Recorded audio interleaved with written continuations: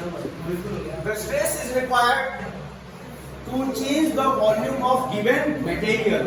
हो गया? Is called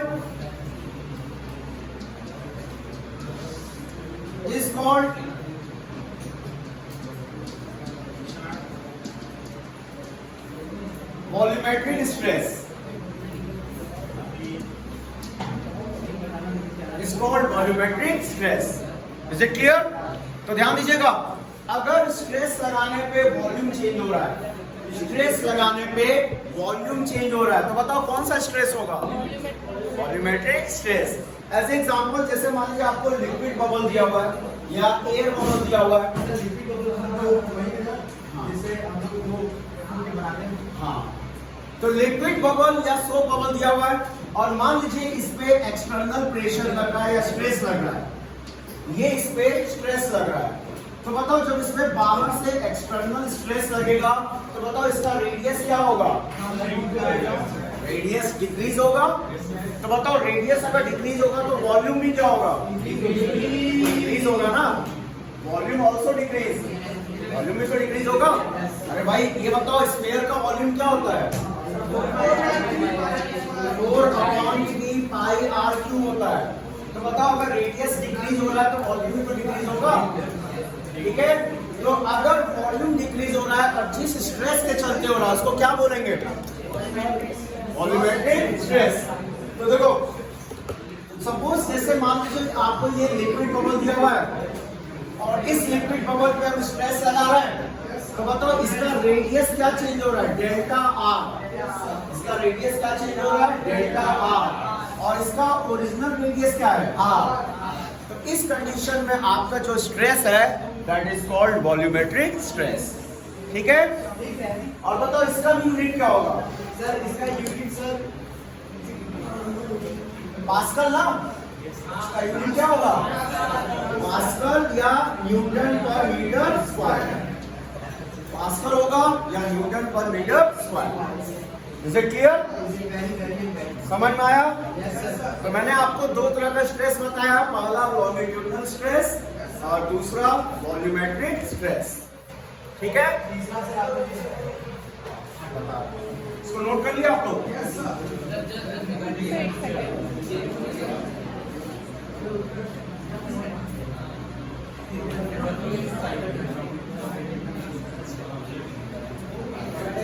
इसको मिटा दें?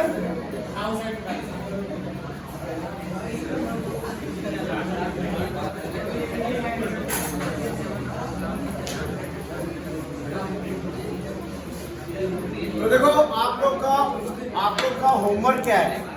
आप लोग जाइएगा, मैंने क्लास में जो भी बताया उसको एक बार रिवाइज कर लीजिएगा। एक बार एनसीईआरटी को आप लोग रीड कर लीजिएगा, ठीक है ना? This is your retention.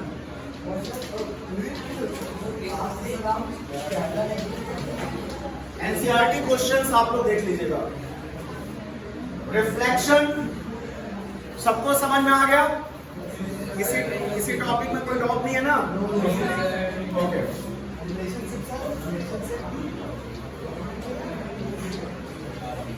तो रिलेशनशिप में जिन लोगों ने आंसर दिया, किसने आंसर दिया?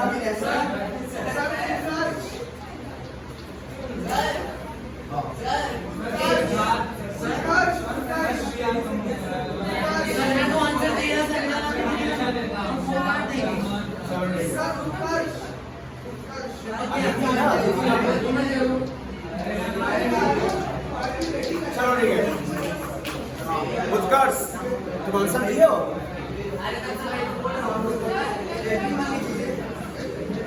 चलो ठीक है, तुम दिया आंसर, तुम नहीं दिया। चलो ठीक है, चलो तो यहाँ तक समझ में आ गया। तो मैंने आपको दो स्ट्रेस बता दिया। अब देखो तीसरा लिख लेना, shearing stress. Third is called shearing stress.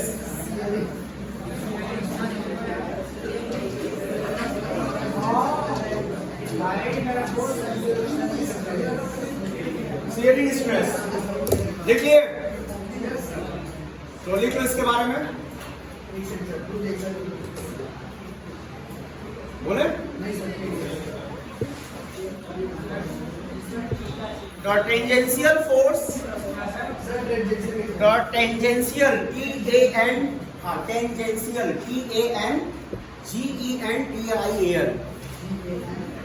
The tangential force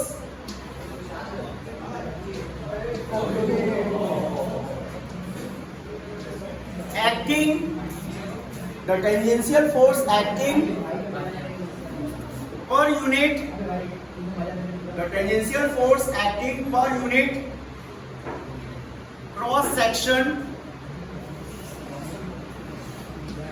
the tangential force acting per unit cross section area, the tangential force acting per unit cross section area of given material,